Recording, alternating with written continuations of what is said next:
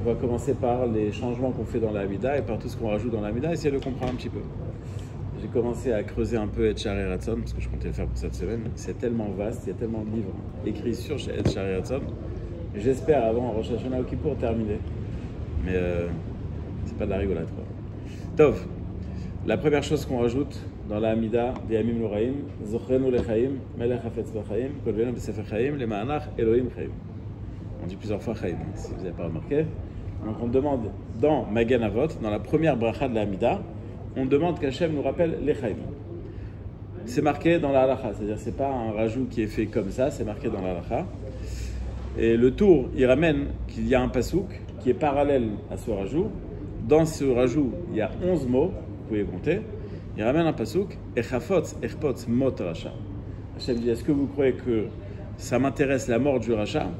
Allo Beshuvo Midracha Vachaya. Ce qui m'intéresse, c'est qu'il change de conduite et grâce à ça, il aura la vie.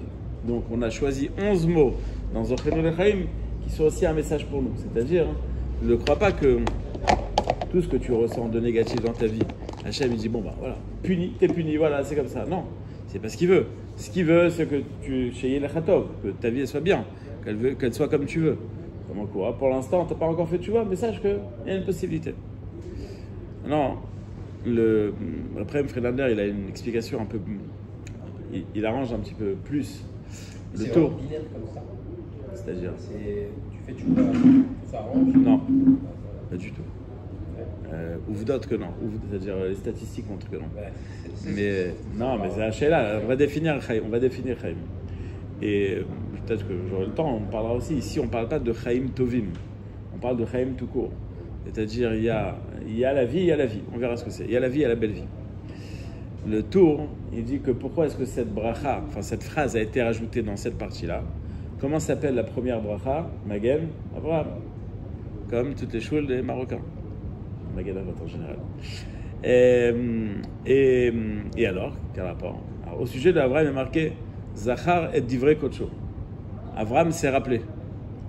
Et au sujet de la tchouva, il y a marqué Lo yizkeru lo betzitkato. On ne va plus lui rappeler tout ce qu'il avait fait avant.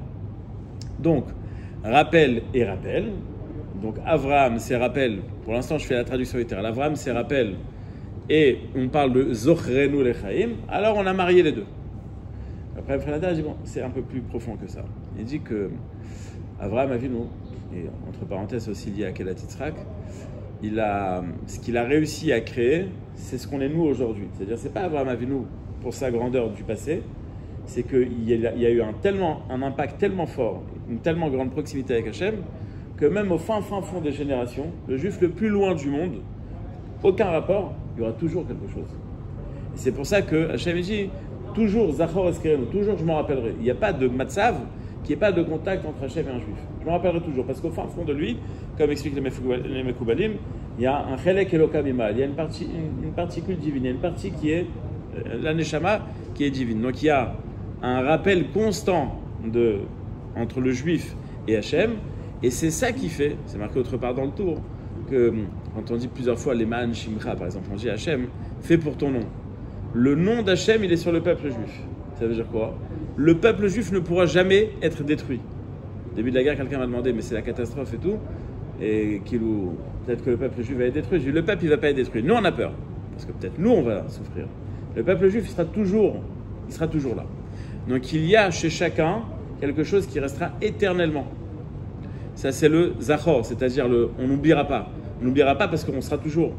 C'est Avraham qui a créé ça. Et c'est ce qu'on rappelle dans cette fila. Zochrenu lechaim. Rappelle-toi ce que tu as dit. Et ça rejoint ce que tu as dit, Jérôme. C'est-à-dire, nous, on demande, ici, on parle de vie, comme on va voir tout de suite, on parle de vivre en vie spirituelle. Cette partie qui est chez nous, c'est cette partie spirituelle. Chez Avraham, tu as dit, tu oublieras jamais, cette partie chez nous sera toujours vivante. Zochrenu lechaim. Donc, ce n'est pas simplement un jeu de mots. Il y a marqué ici, il n'oubliera pas, Zochrenu, Avraham, on a fait une salade. Non. Avraham est la source de l'héritage qu'a le peuple juif d'être tout le temps en contact avec Hachem, même si tu es très loin d'Hachem.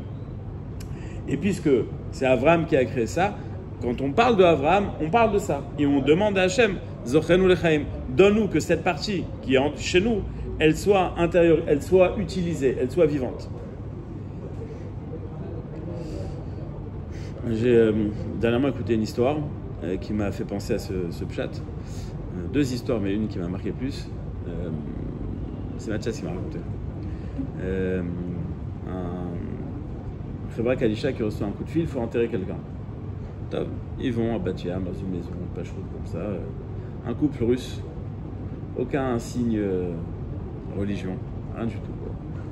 La femme, elle n'est pas, voilà, elle n'a pas l'air religieuse, et le mari est décédé. Top. Ils savent pas comment tourner autour du pot, c'est délicat. Qu'est-ce qu'on fait? Comment est-ce qu'on fait pour vérifier s'il est juif, s'il n'est pas juif? Alors, je pense qu'elle a compris, ou je ne me rappelle plus du détail, en tous les cas, elle a commencé à raconter au-dessus de la Khebra Kadisha. Elle dit, tu vois, il n'y a pas d'enfant, on est seul. Tu sais pourquoi il n'y a pas d'enfant? Parce qu'en Russie, quand on s'est marié, il n'y a pas de mikvé. On ne pouvait pas le mikvé. C'est-à-dire, tu vois un couple, tu poses la question, est-ce qu'ils sont juifs? Ils sont mariés depuis, je ne sais pas combien d'années, et ils n'ont pas eu d'enfant, parce qu'ils n'ont pas eu de rapport, parce qu'il n'y a pas de mikvé. Ça veut dire ça, je ne sais pas si un type comme nous, il aurait pu tenir. C'est impensable. Ou alors, ok, je sais pas, il aurait fait, mais c'est impensable. Et ça, c'est un juif au fin fond de la Russie qui n'a sûrement pas reçu une éducation dans la plus grande échelle du monde. C'est ce que j'appellerais quelqu'un de Pachout, la force d'un Yehudi Pachout. Donc c'est cette partie-là, c'est-à-dire qu'on va voir des choses incroyables. Il a ramené, Mathias, il a dit que Khatam Sofer, il disait que un goy, il ne peut pas comprendre la force d'un juif, c'est un autre monde pour lui. Alors, mais même un juif, il n'arrive pas à comprendre la force d'un autre juif. C'est-à-dire, des fois, le plus tordu, celui qui t'a fait le plus problème, mais tu vois que dans d'autres choses, il est incroyable, il est imbattable. Zochenu lechaim. Maintenant, je reviens sur ta question. Dans le début de la Hamida, on va parler de Zochenu lechaim de manière très abstraite. Mais à la fin de la Hamida, ça va être du concret. On va parler de Parnassa, de réussite, etc. On parle vraiment, quoi, Parnassa Tova, etc. Alors que ici, c'est plus général. Alors dans les Sfarim, Maharal et autres, ils expliquent qu'il y a deux étapes dans le jugement. Il y a premièrement, quel est ton statut? Ton statut, t'es dans le vert, t'es dans le rouge. T'es tzaddik, t'es rachat. Après, on va définir ton statut. Par rapport à ça, on va adapter à tes besoins. Donc oui, même si t'es rachat, oui, mais peut-être que tu vas faire tchouva, donc on va te donner ça. Oui, même si t'es tzaddik, il faut qu'on t'enlève, je prends toujours l'exemple de Parnassa, c'est le plus simple. On va t'enlever de ta Parnassa pour que tu te réveilles sur cette Nekuda-là. Ou alors au contraire, lui il est au top, il fait de la tzedaka avec tout le monde, on va lui donner encore plus. C'est-à-dire qu'il y a d'abord le statut de la personne, où il en est, quel est son statut, et par rapport à ça, adapter ses besoins. Dans la première partie de la Hamida, on demande à Hachem de nous statuer comme tzaddik. Zochrenu lechaim, il y a marqué que les rechaim bechayehem de leur vivant sont appelés morts, alors que les tzaddikim, même bemotam, même après leur décès, sont appelés vivants. Parce que le mort, il ne bouge pas, le vivant, il avance. Le tzaddik, il est tout le temps en train d'avancer, le rachat, il stagne. C'est ça le rachat. Donc, Zochenu lechaim, c'est on demande à Hachem de nous statuer comme tzaddik.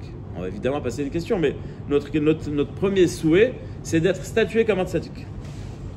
La vraie question, elle est belle l'histoire, mais c'est comme si à la fin d'un trimestre, tu vas voir ton prof et tu lui dis mets-moi félicitations, mets-moi 20 sur 20. T'as vu ton année? Tu redoubles, pas possible. C'est-à-dire, tu viens à la fin de l'année, tu dis Zochenu lechaim, on vient d'expliquer, définis-nous comme tzaddik. Mais où tu l'es ou tu l'es pas. Tu peux pas demander à Hachem de te définir comme un tzaddik alors que tu ne l'es pas. Et si tu l'es, tu n'as pas besoin de lui demander. Donc c'est quoi cette bakasha de Zochenu lechaim? Après, M. Nader amène une explication, il y en a plusieurs, mais je vais me focaliser sur celle-là. Il dit que, et il y a plusieurs Kuntresim qui sont sortis après, d'autres les Moussa de notre génération. Il ramène ça comme une technique, c'est un peu, pas de la magouille, mais c'est un peu, vous allez comprendre. Il y a marqué par exemple que si tu es Ma'avir al-Midotav, alors Akadosh Baruch Hu il est Ma'avir al-Midotav. C'est quoi Ma'avir al-Midotav? Quelqu'un t'énerve, tu ne réagis pas, ça s'appelle Ma'avir al-Midotav. La Gemara dans Sanhedrin, elle dit que elle ramène un proverbe.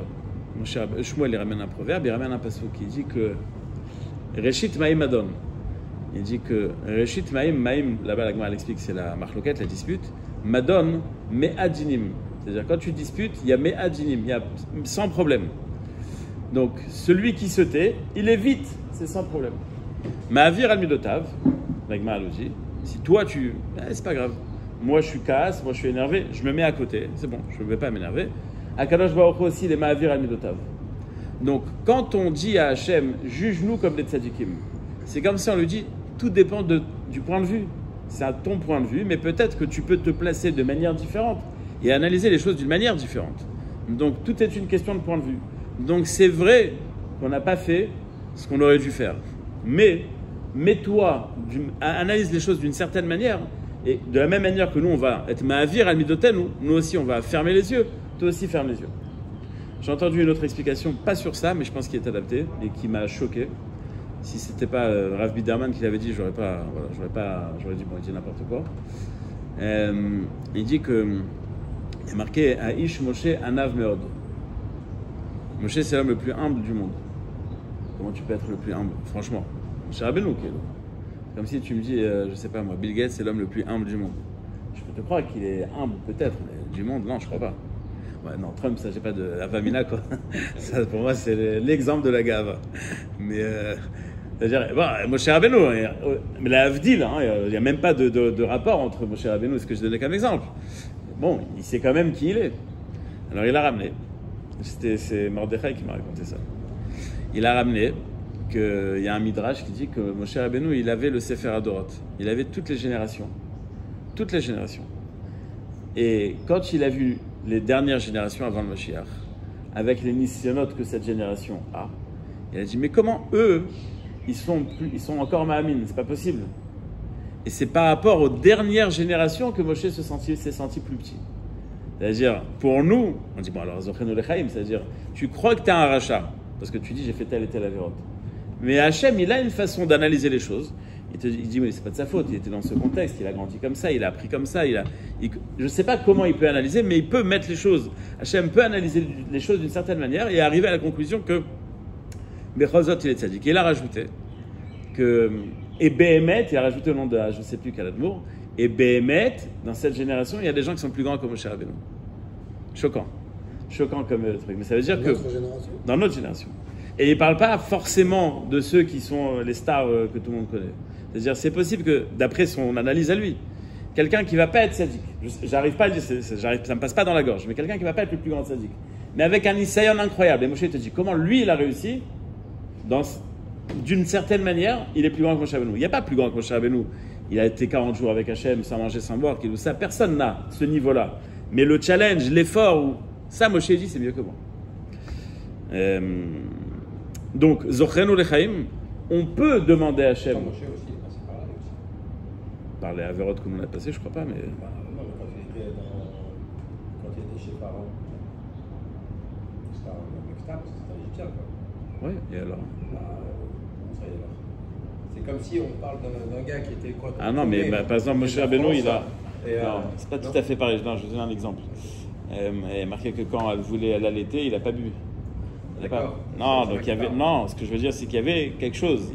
C'est sûr que Moshe Rabbeinu, à la naissance, il y avait quelque chose déjà. Il est né, ils ont dit waouh, c'est pas genre ah, mon fils il est beau. Il est marqué que le bébé était malé or, on parle de Nevim, on ne sait pas exactement ce que ça veut dire, mais il y avait quelque chose.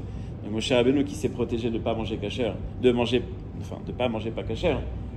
En tant que nourrisson, c'est sûr que c'est autre chose. C'est pas que le mec il a mangé du cochon toute sa vie et puis un jour il a dit ah ça y est, je fais tu vois. Non, c'était pas comme ça. Je pense pas que c'était comme ça. Entre parenthèses, c'est pour ça qu'on mange du fromage à Shavuot. Parce que Moshe il est né le Zayin Adar et que pendant 3 mois on l'a gardé à la maison. Et après il n'y avait pas le choix. C'est 3 mois après qu'il s'est fait attraper. Fais le calcul, ça sort le 6 Sivan. Donc le jour où il a dû boire du, c'est-à-dire il s'est retenu de boire du lait pas kasher, nous on va prendre pour rappeler la Kedusha de Moshe Rabbeinu. Zochenu Lechaim, donc on a dit, on demande à Hachem d'être statué comme tzaddik. Zochenu Lechaim, Melech Hafetz B'chaim, traduction littérale, un roi qui veut la vie. Alors pas comme on l'entend au sens médical, c'est-à-dire on va se battre pour qu'il vive encore. Chaim, comme je viens de dire, Rechaim s'appelle mort, tzaddikim s'appelle Chaim. Lemancha Elokim Chaim. Lemancha Elokim Chaim, ça peut avoir trois facettes. Premièrement, celui qui est au service de Dieu, il vit sur le compte de Dieu. Donc on veut être à ton service, comme ça on est sur ton compte. C'est-à-dire qu'on soit tranquille, Lemancha. Deuxièmement, on demande à ce que cette vie, elle soit complètement dirigée Lemancha. C'est-à-dire que, pas simplement dans la vie, mais qu'est-ce qu'on va faire de cette vie? Ça va être une vie qui va être dédiée à Hachem. Donc pas simplement vivre sur ton compte, mais vivre pour toi. Et puis, la dernière facette, les ma'ancha, ce qu'on te demande, c'est pas parce que ça nous revient de droit. Les ma'ancha, c'est parce qu'il y a un chesed de ta part. Et si on... Je vais le répéter plusieurs fois, j'imagine même dans les semaines à venir, mais toute la tefila, elle a une démarche que nous, on sait qu'on a l'oméga la nukloum. Tu ne nous dois rien du tout. Et tout ce que tu vas nous donner, c'est qu'un cadeau. Et c'est tout le temps la démarche dans la tefila de Rosh Hashanah. C'est-à-dire, c'est pas qu'on vient dire oui, mais attends, mais pourquoi et pourquoi. Si tu viens en démarche pourquoi et pourquoi et pourquoi, ok, je vais te donner des réponses. Si tu viens en démarche, écoute, je sais pas. Je sais que j'ai rien à te demander, que tu me dois rien. Mais, les ma'ancha, c'est-à-dire, parce que tu as décidé, parce que tu fais du chesed avec moi, qu'anirait que de cette manière la tefila elle marche. Je continue. Après, il y a Micha Mocha Varachaman, Zocher Etzua V'Achem L'Chaim, à la fin de la deuxième bracha. Je base un petit peu, mais Micha Mocha Varachaman, donc qui est comme toi? Ça veut dire que la démarche de la tefila, elle n'est jamais en mode une liste de ce que tu me dois. La tefila, elle est en mode une liste de ce que je comprends que tu ne me dois pas. Je te demande pas parce que je pense que ça me revient. Si c'est parce que, si c'était, il y a des fois où c'est marqué clairement, si c'était par rapport à moi, j'aurais dû être puni. Donc je ne te demande pas par rapport à moi, je te demande chesed. Mais plus on va en parler, plus on va prendre la grandeur du chesed, plus on va activer le chesed. Marqué que plus tu prends conscience d'une facette de Dieu, plus tu vas l'activer. C'est pour ça d'ailleurs qu'on fait les Yud Gimel Midot pendant les Slichot, à Kippour, etc. Les Yud Gimel Midot, c'est Rachamim. Plus nous on prend conscience du Rachamim d'Hachem, plus on est maf'il, plus on va l'activer. Donc nous on doit prendre conscience de ça. C'est-à-dire que prendre conscience, c'est comme je disais à quelqu'un cette semaine, je lui ai dit tu vas faire la tefila Rosh Hashanah. Tu peux avoir deux démarches. La démarche, bon je vais à la tefila, voilà. Je suis prêt, j'ai ma liste, etc. Mais il y a la démarche, je me suis levé le matin, je descends des escaliers, je suis parti à la tefila, j'ai ma place. Tu sais ce que ça implique tout ça? D'être en bonne santé, de pouvoir marcher, de pouvoir réfléchir, de pouvoir payer sa place. Ça implique énormément de choses, d'avoir un groupe d'amis, d'avoir un Beit Knesset. Tout ça, c'est pas automatique. Quand tu viens et que tu pries dans un endroit qui est agréable, c'est pas automatique. Ah oui, mais si tu payez vos places. Mais non, c'est-à-dire qu'il faut prendre conscience que hâte qu'on est arrivé à la tefila, c'est déjà du chesed. C'est ce qu'on dit dans le début de la Hamida. Hachem sefata et tiftar, ou fiagiti la techa. On demande à Hachem de nous permettre, et de nous permettre deux sens, la permission et de nous donner le pouvoir de venir implorer Hachem. Ata kadosh v'shimcha kadosh. Kadosh, c'est quoi? On traduit en français saint. Mais en vérité, c'est pas exactement ça, c'est pas vraiment, c'est aussi ça. Mais kadosh, c'est distingué, c'est au-dessus de notre compréhension. Donc kadosh, c'est comme le Beit Hamikdash, il est en dehors de notre roue, on ne peut pas rentrer où on veut. Kadosh, c'est t'es au-dessus. Donc toi, dans ton essence, t'es inapprochable. Veshimcha kadosh, shimcha, c'est l'application de toi.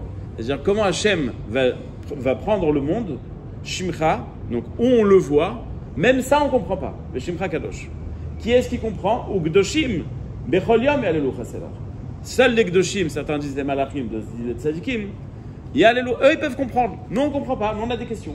Nous on voit des problèmes, on a mal, on ne comprend pas. Et là on s'arrête et on commence tout un texte spécial, spécialement Yamim Noraim. Donc Rosh Hashanah et Kippour, on va voir le même texte dans le début de la Hamida. Oufren. Ten pardecha. Il y a d'abord Oufren et Kadashimcha. Oufren Kadashimcha al. Comment? Le début. Al Israël Amecha. Kadashimcha al Israël Amecha. Et après on dit Oufren ten pardecha. Alors stam pour le fun on va dire. Bechen, c'est 72. Il y a un nom d'Hachem, je l'ai dit la semaine dernière, mais j'ai vu qu'on le ramenait pour autre chose. Il y a un nom d'Hachem qui fait 72 mots, et dans chacun des mots, il y a 3 lettres. En fait, c'est 72 lettres de plus de 3 psukim, et Rachid, dans Masechet Sukkah, il te dit comment tu peux faire tous les... Un alécor. Aussi. C'est pas les 72. C'est-à-dire, c'est les 72 lettres. C'est les mêmes 72 lettres, mais là-bas, mais dans Rachid, dans Sukkah, c'est marqué, c'est 3 fois Onachon. Mais c'est-à-dire que les lettres, on va les mettre sous 3 formes. Donc en fait, j'ai 72 fois 3, qui est égal à 216, qui est égal à Ira, et qui est égal à Gvura. Donc on parle d'Hachem, 72 mots, fois 3 lettres, est égal à Ira, est égal à Gvura. Mais non. On dit Oufren, c'est-à-dire, qu'est-ce qu'on vient de dire comme introduction? Mais tu sais, te comprendre, c'est... Laisse tomber, c'est impossible. Il y a des gens qui peuvent te comprendre, mais nous, on ne peut pas. C'est pour ça qu'on dit, Ufren ten pardecha. Nous aussi, on veut avoir l'Eirat Shamaim. Nous aussi, on veut demander, nous aussi, on veut avoir la crainte de Dieu pour être comme les tzadikim qui sont mêlés à l'autre. Ufren ten pardecha, à l'Israël. Non. Non, ça c'était avant Israël Amecha. Non, c'est ça. À l'Israël Amecha. Donc on demande l'Eirat Shamaim. Les Mefarshim posent la question. Il y a une Gemara qu'on connaît tous. Akol bidei Shamaim, chutz mi'Eirat Shamaim. Donc l'Eirat Shamaim, tu dois te débrouiller tout seul apparemment. Donc qu'est-ce qu'on vient faire dans le début de la tefila de Rosh Hashanah? On dit Hachem, donne-nous l'Eirat Shamaim. Genre, c'est pas de notre faute. Je ne vous ai pas donné d'Eirat Shamaim. On aurait bien voulu, mais bon. Donc comment est-ce qu'on peut demander à Hachem l'Eirat Shamaim? C'est notre travail. Première réponse, c'est vrai, c'est notre travail. Mais sans l'aide d'Hachem, tu ne pourras jamais en avoir l'Eirat Shamaim. C'est-à-dire, même ce qu'Hachem te dit, débrouille-toi, la première démarche, ok, je me débrouille, qu'est-ce que je fais? Qu'est-ce qui peut m'aider? Ah bah tiens, il n'y a que toi qui peux m'aider. Donc, même pour ce qui est entre mes mains, entre guillemets, j'ai besoin de l'aide de Dieu. Je ne suis jamais seul. Et la deuxième réponse qui est encore plus forte, c'est que la démarche de dire « je veux de la Yirat Shamaim », c'est ma part à moi. Tu me dis « Akol bidei Shamaim », tout vient du ciel, chutz mi'Yirat Shamaim. Donc, toutes les autres choses, ça viendra de toutes les façons. Yirat Shamaim, il faut que tu fasses toi un effort. C'est ce que je suis en train de faire. Je suis en train de dire « je veux de la Yirat Shamaim », c'est ce que je veux. Et comme la Gemara nous dit, il y a doua. On sait très bien que le juif il veut faire, mais c'est hors chez Baïssa, le Yetzer Hara l'empêche. Donc moi je dis non, le Yetzer Hara ça je veux l'enterrer. Ce que je veux c'est la Yirat Shamaim. Donc ma première démarche vers la Yirat Shamaim, c'est de dire je veux cette Yirat Shamaim. La première démarche de faire quoi que ce soit, c'est de décider. Ma décision elle est prise. Et donc je suis en train de faire. Quand je dis à Hachem ce que je veux c'est la Yirat Shamaim, donc ma décision elle est prise. Donc je suis en train d'accomplir mon obligation de rechercher la Yirat Shamaim. Et ça, c'est pas un peu mytho parce que ça se fait dans une période où on te demande d'être comme ça? C'est une bonne remarque. Il y a une histoire comme ça, je crois que c'est avec le rabbi. En tous les cas avec un rabbi, le chalet. Il y avait un juif qui tout au long de l'année s'amusait un petit peu. Et puis là, et à Rosh Hashanah Kippour, il arrivait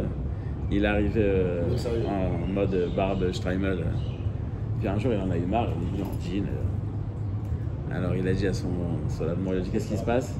Il lui a dit j'en ai marre d'être déguisé. Il a dit non, c'est toute l'année que tu étais déguisé. Le vrai juif c'est ça. C'est vrai que nous on se dit attends toute l'année on fait rien et qu'on vient à cette période on dit on veut faire. Mais en vérité on veut tout le temps faire, toute l'année on a empêché de faire. On aurait voulu avoir toute l'année. J'ai vu aussi une explication qui rejoint ce que j'ai dit tout à l'heure. Ufren, c'est marqué aussi au sujet de Esther. Quand Mordechai lui a dit va voir Achashverosh, elle lui a dit Ufren, avo el hamelech asher lo kadat. Même si le roi ne m'a pas appelé, je vais y aller. Donc ça fait allusion à Esther. C'est-à-dire, je sais très bien que si moi je viens devant Hachem, c'est la kata. Il connaît tous mes problèmes, il connaît tous mes défauts, il connaît tout ce que j'ai pas bien fait. Et tout ce que je demande à Hachem, c'est comme Esther. Je viens à Shalokadat. C'est-à-dire, même si je pense ne pas avoir le droit de demander, ni le droit de supplier Hachem, je viens quand même. C'est-à-dire, et ça rejoint ce que j'ai dit au départ, la démarche de la tefila, c'est pas dire ça me revient. La démarche de la tefila, c'est je sais que rien ne me revient. Si je demande à Hachem par rapport à ce qui me revient, Hachem Ishvor. Mais si je demande à Hachem par rapport à ce qui ne me revient pas, donc par rapport à l'infini de ce qu'est Hachem, toutes les parts sont ouvertes, comme je disais la semaine dernière, ne pas prier pour la parnassa, prier pour la richesse.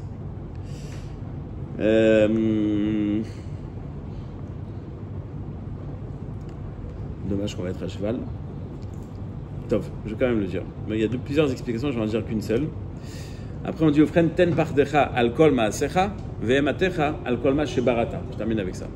Donc il y a ma'asecha et il y a barata. C'est une grande marloquette entre le Gaon et les Mekoubalim. Expliquer qui est quoi. C'est quoi ma'asecha, c'est quoi barata. C'est quoi Ema, c'est quoi Pachat? C'est deux termes de peur. Ema et Pachat, c'est deux termes de peur. Et Ma'asecha, ce que tu as fait, Barata, ce que tu as créé. Donc ça se ressemble. On va prendre l'explication qui dit que le Ematecha, pardon, Ematecha, Pardecha, Kol Ma'asecha, Ma'asecha, c'est les Malachim. Ematecha, Kol Barata, c'est nous.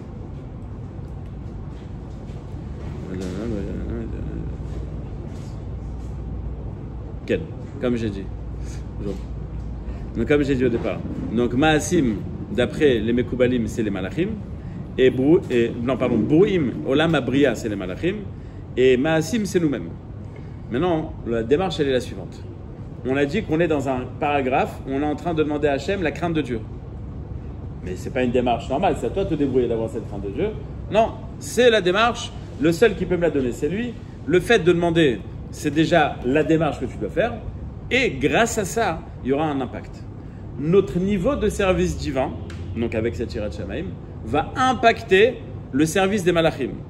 Et c'est ce qu'on dit. Si tu nous donnes Pachdechal Kol Ma'asecha, sinon on va avoir Pachad, on va avoir la crainte de Dieu, donc on va servir Hachem de manière différente. Et Matechal Kol Ma Shebarata, et Ma c'est un terme de peur encore plus grand, Barata c'est les Malachim, si plus on sert Dieu, mieux les Malachim vont le servir. Ça veut dire qu'on a un impact, et entre parenthèses, les Mekoubalim expliquent, quand ils donnent des explications aux mitzvot, donc ils te disent tu fais ça, c'est metaken, des notions qu'on ne connaît pas, mais ils te donnent des notions de Rachel, Léa, plein de notions. Ils te disent c'est simplement pour qu'un juif comprenne que quand il fait quelque chose, à chaque mouvement qu'il fait, il y a un impact incroyable sur les mondes supérieurs. Incroyable, infini. Et encore, nous dit le Rashba, apparemment il connaissait aussi la Kabbalah, il dit encore tout ça c'est même pas un, je ne sais pas comment il dit, j'ai oublié comment il dit, mais c'est le mi-août du mi-août, c'est-à-dire c'est vraiment, je ne vais pas dire minable, mais presque, par rapport à ce qu'on fait. Non mais c'est-à-dire c'est vraiment tout petit par rapport à ce qu'on fait. Donc, quand quelqu'un fait quelque chose, ça a automatiquement un impact. Après, un volontaire, il disait, je termine avec ça, il disait que celui qui a une mauvaise pensée, il est pire que celui qui est rentré avec une prostituée au Kodesh HaKodashim. Pourquoi ? Parce que Kodesh HaKodashim, le Saint des Saints, c'est physique. Il a eu un rapport avec une prostituée là-bas, ok. Il a abîmé quelque chose de physique. Mais quand toi, tu as une mauvaise pensée et que ton cerveau de juif, il est en connexion avec Hachem et que tu fais rentrer une mauvaise pensée dans ta tête, donc tu fais rentrer, en fait, devant Hachem une mauvaise pensée, l'impact que tu as, il est beaucoup plus négatif que celui qui est rentré avec sa prostituée au Kodesh HaKodashim.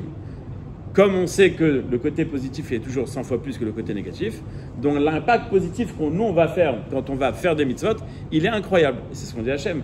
Oufren ten partecha. Puisque ceux qui peuvent te louer, c'est seulement ceux qui ont de la crainte de Dieu.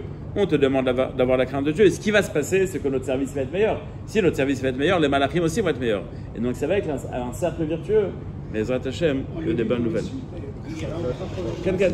J'ai pas terminé le paragraphe.